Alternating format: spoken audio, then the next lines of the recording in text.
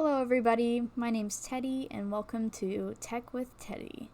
Today we are going to learn about ESP32s while we make a Valentine's Day Messenger project. Let's look into these components now. So we need, obviously, an ESP32. I use one with a Type-C connection, and with that you need a USB Type-C cable. I had some trouble finding a USB-C cable that actually worked, so if you're having trouble with the connection and your computer isn't recognizing the ESP32, consider changing out the cable for a better quality one. As far as I can tell from online, some USB Type-C cables just aren't as good at sending data back and forth, and some maybe don't have that capability at all. It's not my area of expertise, so I just brute force tried all the USB-C cables I had until it worked. And that's a good enough strategy. Next up, we have an LCD screen. I'm using the same one from last time with an I2C module already attached on the back of it. Then I have an active buzzer, jumper cables, and optionally you can use a breadboard to stabilize everything, but you do not need one for this project. Let's talk about those ESP32s. So I'm using the ESP32 W-Room Dev Kit. As you can see on the chip right here, it says ESP W-Room 32. If you don't know what model you have, try reading either on the front or the back of the ESP. It might have some indication of what model it is. And I recommend, if you do not have the exact same one as me, you need to find a pinout. This is what a pinout looks like. It just tells you what all the pins do. You need to find a pinout for your specific model. So I know this is very overwhelming for beginners. It was for me. You know, I opened this up and I'm like, what? Why are there 5 labels for every pin? So let's start with something that's familiar here. Down here in the red, I've circled ground and VN. These are like ground and VCC. Pretty standard. But now we get up to these really long descriptions of the pins. We're going to focus in on this GPIO label. And so that acronym means General Purpose Input or Output Pin. And now that you know what that means, I'm pretty sure you can tell what these are used for. They're input or output pins. So here on today's project, I'm using the 33 pin and then the 22 and 21 pin. I also circled over here on 21 and 22 that these are also SDA and SCL pins, because that is what we are using for our LCD screen. Alright, so here's our buzzer. This is an active buzzer. It has a piezoelectric disc. I'm not sure if I butchered that or not, but what you need to know is that there is a little thin metal disc in the middle of this, and when we run current through it, it vibrates and produces a sound. So just like LEDs, these are polarized, meaning that there's a positive and ground side, and just like LEDs, the longer side is positive and the shorter side is ground. Now in this picture, there's a plus sign indicating that positive is actually on this side. I don't know if it's the angle that they took this picture at, but you should usually say plus sign on the positive side. And here's the LCD screen. Like I said earlier, it's 16 by 2 with an I2C module attached on the back. And I went ahead and redid the pinout for this so that you can see it more clearly. So we have ground and VCC connected to ground and VN on our ESP32. And then we have SDA connected to D21 and SCL to D22. The first thing that we need to do is set up our environment. So open up your Arduino IDE, and first thing that we're going to do is, well, if I can, we're going to go to File, Preferences, and this little box will show up. And then see right here we have additional boards manager URLs. So I have a couple here. I'm going to put into the description which URLs you need to add, but here I added this one, and let me see, this one. Yeah, so these two bottom ones are what you're going to be adding, and then once you copy and paste those in, you'll just hit OK, and then OK again. The new board manager is going to make sure that we can actually find the board that we're using, and then we're going to install support for the board from the Arduino IDE.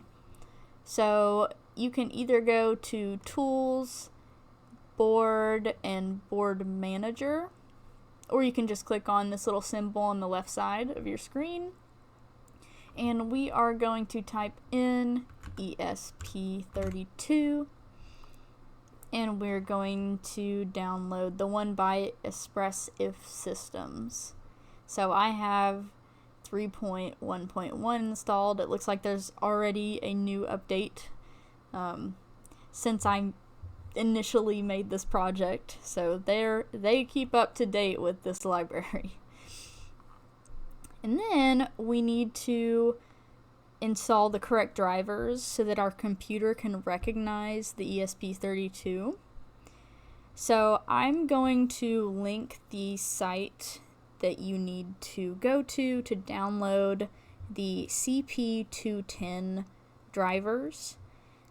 You'll go to that website and find the correct one for your specific operating system, install it, and then if it's in a zip file, you can extract and run it.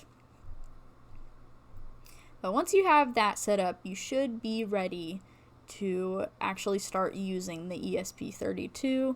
And remember my warning about the USB-C cables not working properly. If you have the drivers, if you have the board manager, if you have everything selected perfectly, then and it's still not showing up, try changing your cable out. Alright, so this is the new camera, really exciting. I have shoved this ESP32 between two breadboards. I know it looks a little bit crazy, but you don't have to do it. You can just use your own jumper cables. So I am going to show you how to hook up the LCD screen. Just like last time, we've got ground and VN, and that's the brown and white wire, so I'm gonna plug those up.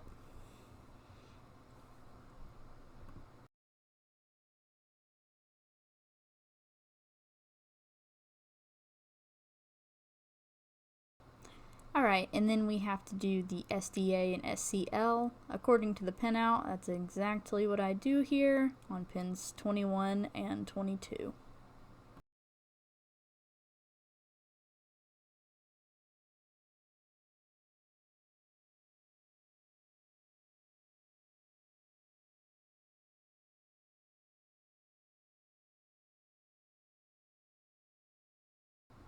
And that's all we have to do for the LCD. So next up, I am going to grab a buzzer. You can see on this one the plus sign is actually on the positive side, which is the longer side. So I just plug it in right here, and then I'm going to connect the long side to D33. Doing that right here.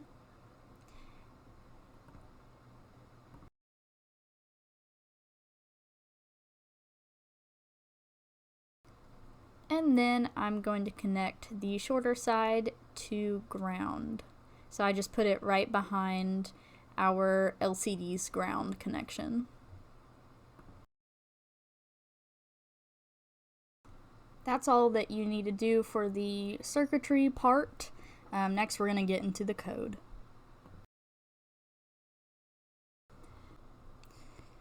Okay, so before we start actually coding, we need to make sure that we have the proper libraries downloaded. So go to the left side of the screen and click on the library manager. So I've already had these installed, but yours will say install. So we need the async TCP library. I have 2 installed, but I think they're actually the same.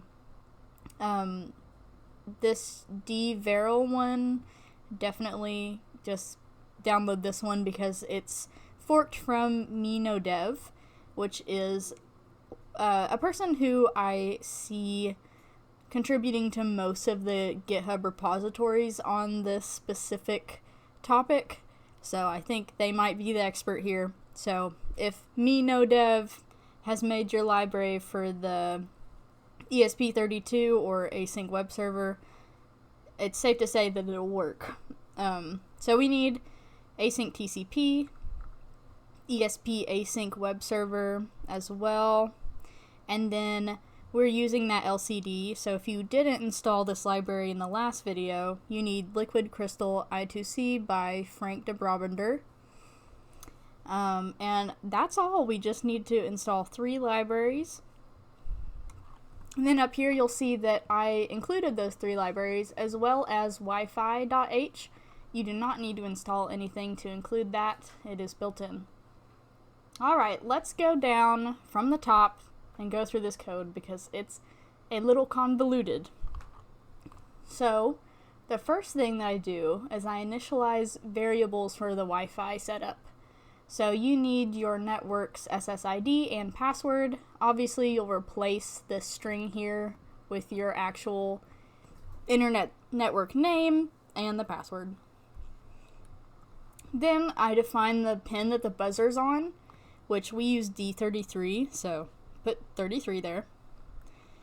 Then we have to create objects of our Liquid Crystal library and the async web server.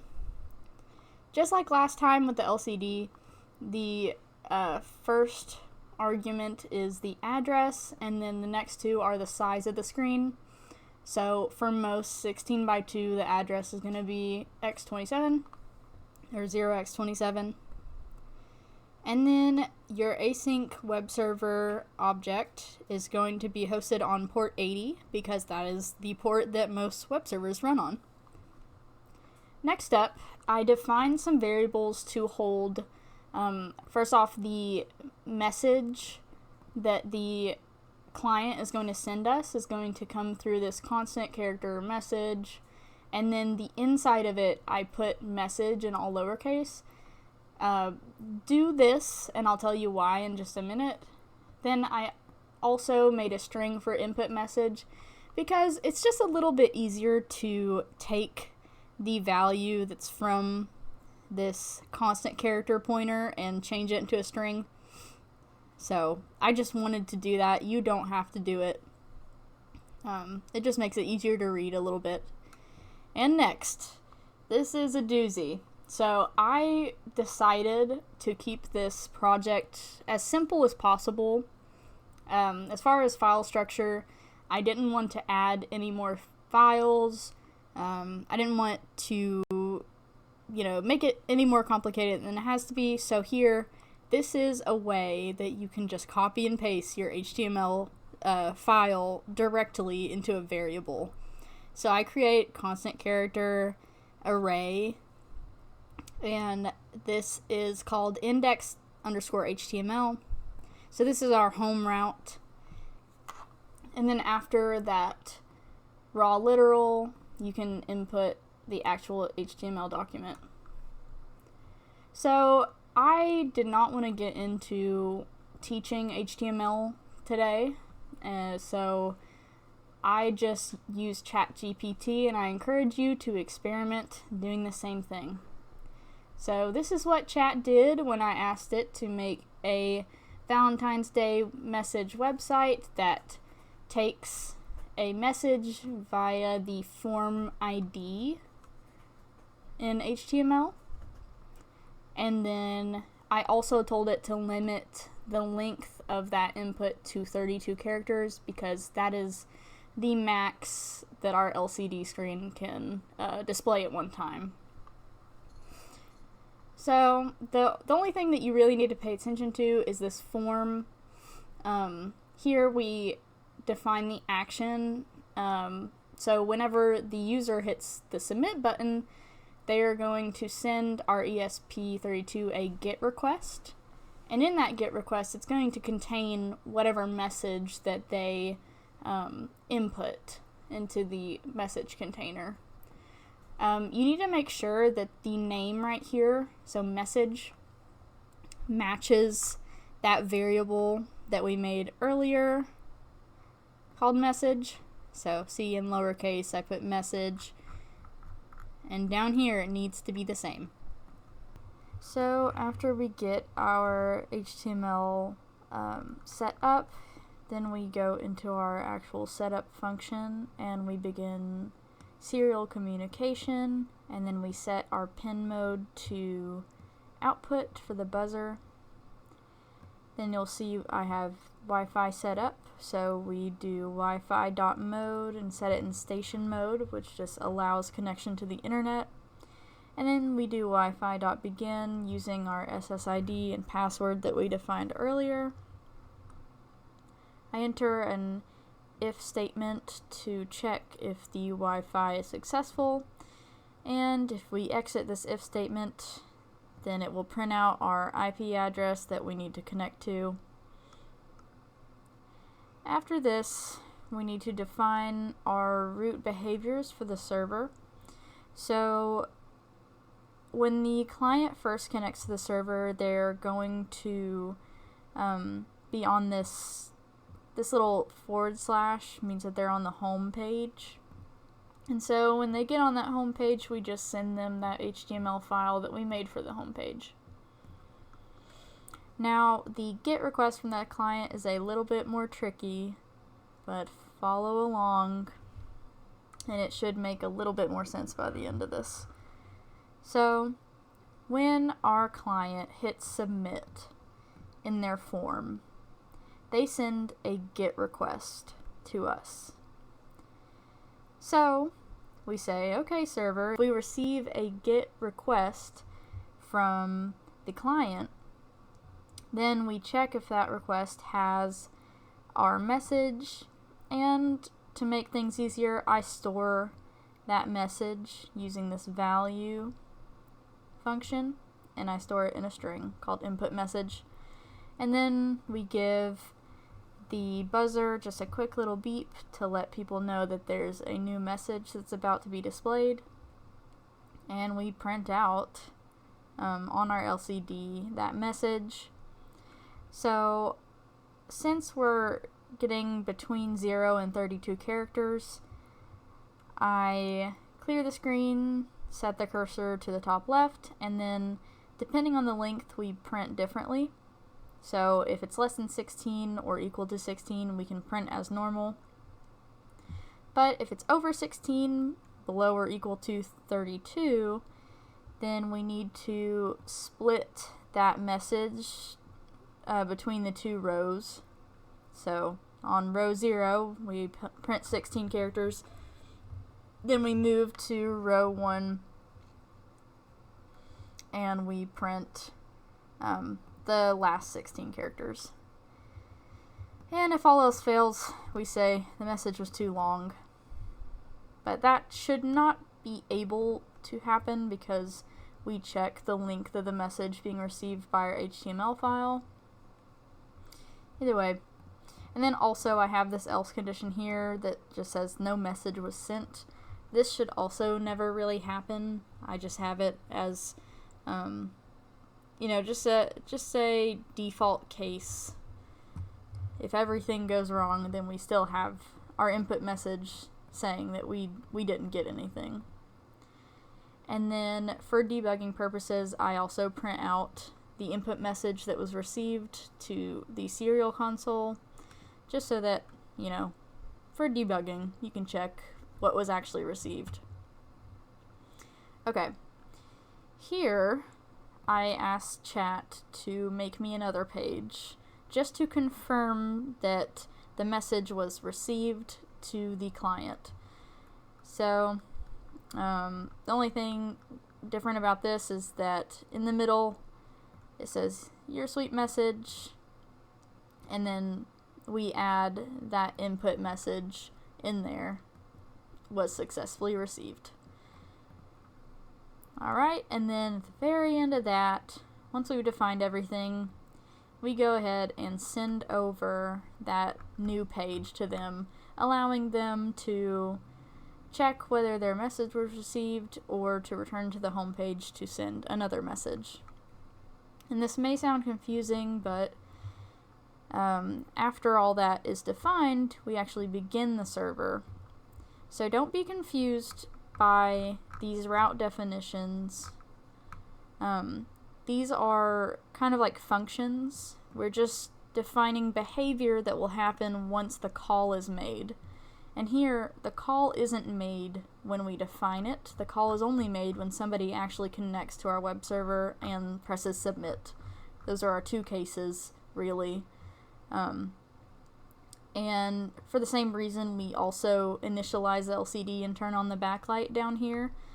We did technically use or define how to use the LCD up here, but the first lines that really run are these server begin and LCD initialization lines, and then the web server will start handling these requests. And we don't need anything in our loop function because just the way that web servers work is they're constantly listening. We don't have to tell them to listen indefinitely. They already do that. So that's it for the code. Let's get into testing this out.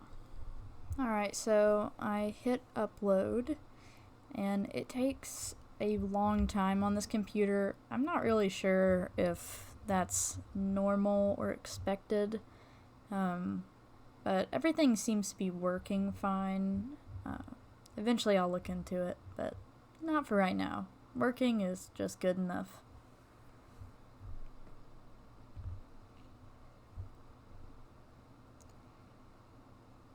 And so it is going to connect, and then it should start writing at different addresses.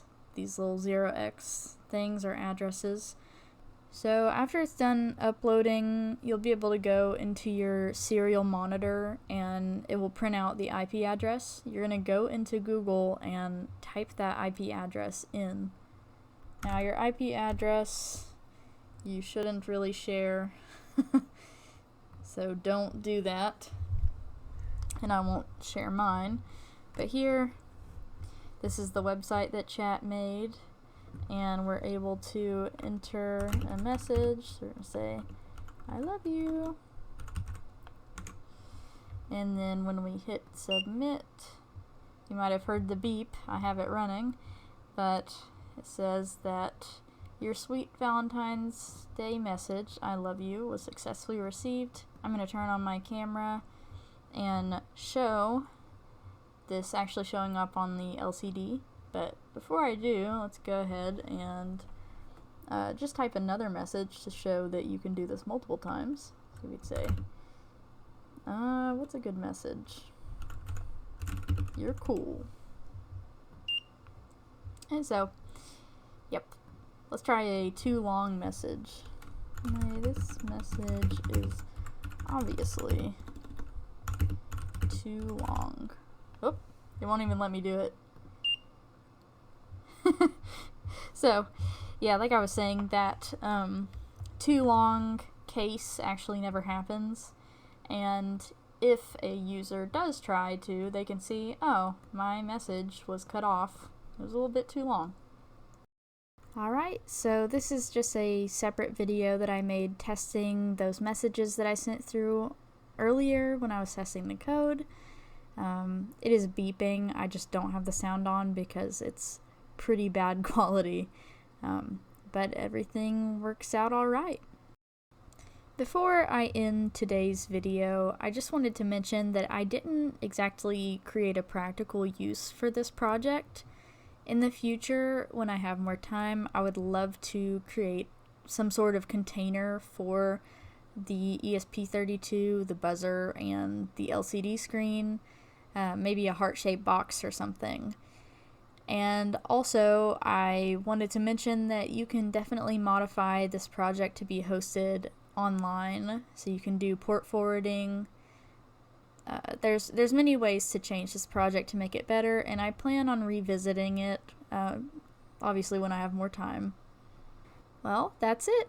Thank you so much for watching, and happy Valentine's Day. Go out and spread some love.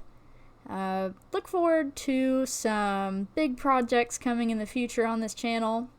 My uploads might slow down a little bit because I'm pretty busy with school and work, but I'm going to try my hardest to continue to post.